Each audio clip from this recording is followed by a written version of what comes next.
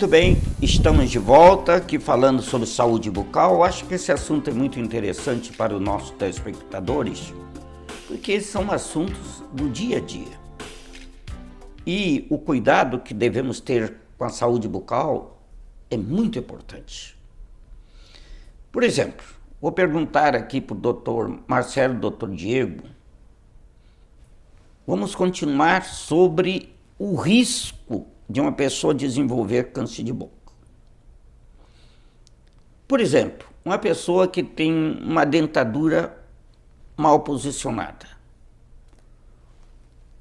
O risco de ficar lesando e desenvolver. O trauma pode ser um fator desencadeante de um câncer de boca? Doutor Mário, isso é algo que se questiona muito na área da estomatologia clínica. Será que uma prótese mal adaptada, causando um trauma crônico, pode desenvolver um câncer de boca? Existem alguns casos muito isolados na literatura em que se associou ao uso da prótese, mas o desenvolvimento do câncer parece estar muito mais associado ao uso crônico de cigarro, de álcool e exposição ao sol do que com a prótese. Então, normalmente, esse paciente que está usando a prótese, que ela está traumatizando de forma crônica, ele também fuma e bebe. Então, está mais relacionado ao uso crônico de cigarro e de bebida alcoólica do que com a prótese propriamente dita. E a parte óssea? Existe o tumor também ósseo da arcada dentária. Com certeza. Aí parte para uma outra classe de tumores malignos, né? Como os osteosarcomas, que são neoplasias malignas que não têm essa predisposição de se desenvolver pelo uso crônico de cigarro ou álcool.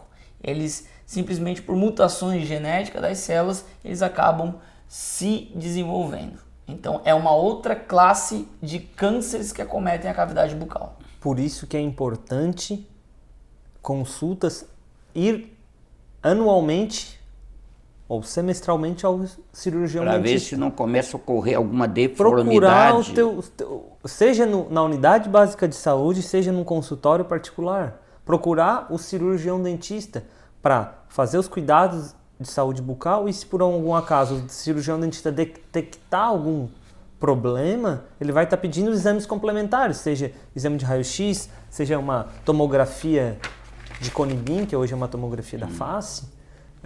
Então é importante a ida ao cirurgião dentista. Vocês trabalham na clínica, vocês dois trabalham numa clínica, Sérgio Cruz, que foi uma das primeiras a fazer implante em Tubarão. Quais são os avanços que hoje têm ocorrido nesta área? Porque se fala muito em implante dentário, mas a gente vê que tem ocorrido muito avanço nesse sentido. O que vocês poderiam dizer para os nossos telespectadores? A implantodontia ela evoluiu muito nos últimos anos, principalmente na última década. No que consistiu a evolução da implantodontia? O implante, para quem não sabe, ele é de modo fácil de se falar, ele é um parafuso que é colocado no osso. Mas para que esse parafuso ele fique no osso e o osso grude nele, ele passa por um processo biológico, tá? Então, os avanços da implantodontia consistiram nos tratamentos de superfície desses parafusos, né? Então, foi se otimizando a capacidade das células do indivíduo a grudarem nesse implante. Então, antigamente, que se colocava um implante demorava meses para se colocar a prótese, né? Porque demorava muito tempo para que as células grudassem no implante. Hoje temos algumas linhas de implantes que em menos de um mês essas células já conseguiram estarem grudando no implante. E esses implantes que a gente vê aí, vez quanto propaganda na televisão, tudo de 24 horas, num dia, a pessoa já sai com... Uma excelente pergunta, doutor Mário. Existem casos que é possível fazer isso? Sim, é possível. A gente chama isso de carga imediata, onde a gente coloca o implante e imediatamente já coloca a prótese, já coloca esse implante em função. É para todo caso que isso funciona? Não. Imaginem vocês colocarem um prego numa parede. Se essa parede ela não tem uma qualidade muito boa, o cimento ele é um pouquinho ruim, esse prego vai ficar frouxo. É a mesma coisa que acontece no osso. Se eu colocar um implante num osso ruim, Frágil. o implante vai ficar solto. Então, se eu coloco ele em função, eu vou perder o implante. Agora, se eu coloco esse implante num osso bom, que deu resistência, ele teve um bom travamento, esse é o termo que nós usamos, com excelente travamento é sim possível fazer um tratamento reabilitador em algumas horas. Por isso que eu gosto de enfatizar, procurar os profissionais que você já conhece ou que for por indicação, porque não é para todos os casos que nós conseguimos fazer o implante em carga imediata. Então, como o senhor falou, se tu viu na propaganda na TV, implantes em 24 horas, sem dor, sem isso, sem aquilo, tem que parar e repensar. Porque não é para todos os casos que o implante vai ser de carga imediata. Não é para todos os casos que a pessoa não vai sentir um desconforto tanto pós-operatório. Porque transoperatório é muito difícil porque ele é anestesiado. E quando que uma pessoa vai saber que o seu osso é bom para fazer um implante? Através de exames de imagem. Tá? Hoje em dia a gente tem a tomografia Cone-Beam, que é uma tomografia de feixe cônico, que ela dá muitos detalhes a respeito da qualidade óssea do paciente. Só que o senhor sabe que o clínico ele é soberano.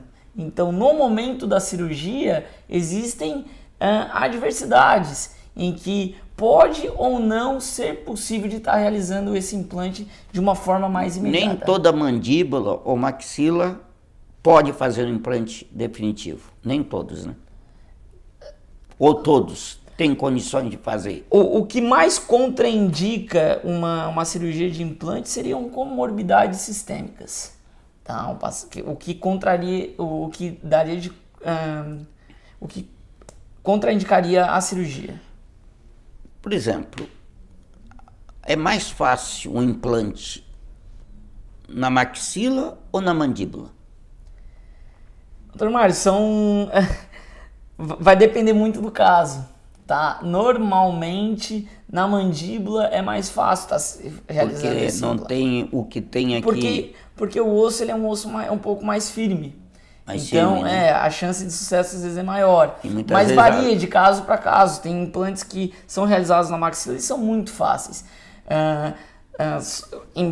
Em outros casos, a gente precisa de reconstruções ósseas, né? A gente vai ter que criar condições para que a gente consiga implantar esses dispositivos. O que é uma reconstrução óssea? Pense vocês colocar um prego numa parede fina, que é algo meio difícil. Agora, se a gente tem mais espessura na parede, fica mais fácil. Então, a gente tem que criar essa espessura ou altura para a gente colocar o dispositivo. E isso que o Dr. Marcelo falou das comorbidades é importante. Os pacientes saberem que sempre antes de fazer um implante dentário é interessante, é importante, é necessário que o cirurgião dentista faça uma anamnese para saber todas as doenças sistêmicas que o paciente tem e se ele toma algum medicamento para que possa se fazer um planejamento correto para aquele caso.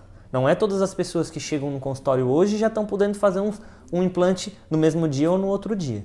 Então é importante. O implante é definitivo? Sim.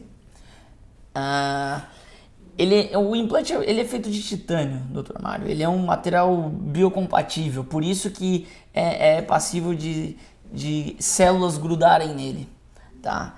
Então a tendência é ele ter uma sobrevida muito grande. Só que ele vai durar para sempre?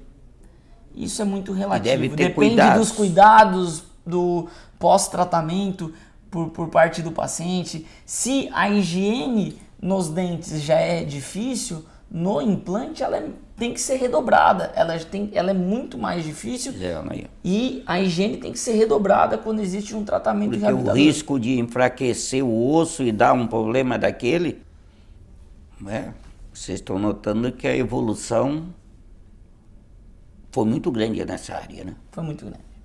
Né? E muito importante. como também a evolução foi muito grande em aparelhos ortodônticos, né? Exatamente, como eu falei no bloco anterior, a gente teve o boom da ortodontia a partir do final da década de 90 e com isso os próprios aparelhos evoluíram muito e as formas de tratamento.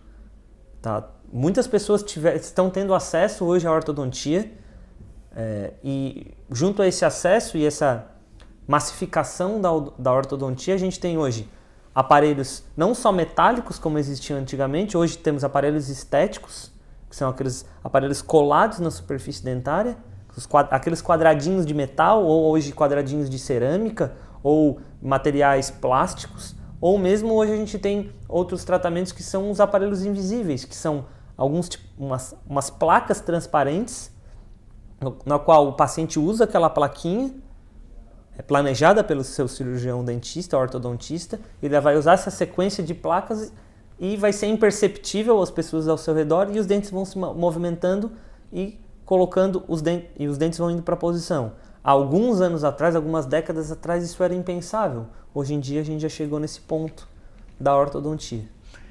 Voltando ao implante.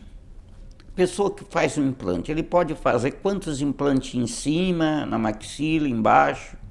Pode fazer vários, não? Doutor Mário, se a situação for que o paciente não tem dente nenhum, existe um termo que nós usamos que chama protocolo de Brånemark. Brånemark, ele estipulou uma quantidade X de implantes que era suficiente para suportar uma prótese. Tá? De forma que ele sirva de pilar e o paciente consiga usar essa prótese de forma efetiva. Tá? Então, esse protocolo na maxila ele vai de 6 a 8 implantes e na mandíbula de 4 a 5 implantes apenas. Não tem necessidade de se colocar mais implantes que isso na maxila e nem na mandíbula. Embora, se for desejo do paciente, não tem contraindicação, pode se colocar, mas as pessoas acabam achando que eu vou substituir minha prótese total, eu quero colocar um implante para cada dente. Vocês imaginam que, como eu falei anteriormente, já é difícil higienizar os dentes. Vocês imaginam higienizar um implante que ele é todo rosqueado, com uma prótese em cima? Então, é praticamente inviável. Isso a gente estaria vendendo doença fazendo isso. Então, são planejados uma menor quantidade de implante que é o suficiente para reabilitar uma pessoa. Sem falar nos custos também que isso acarretaria para o próprio paciente, né? Exatamente. Não teria nem que ver os custos de muitos implantes, inúmeros implantes. E a resistência?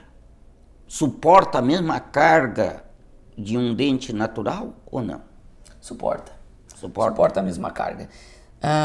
Só que o paciente ele não pode querer também extrapolar, né? Porque são feitos de a prótese que está sobre o implante, ela é feita ou de porcelana ou de acrílico, e o paciente começar a querer morder abrir garrafa com a boca, nem os nossos dentes suportam, ela vai quebrar. Isso. Tá? Então, o que tem que deixar claro aqui é que após realizado o tratamento reabilitador com implante e prótese sobre implante, o paciente tem que fazer acompanhamento com o cirurgião dentista. Por quê?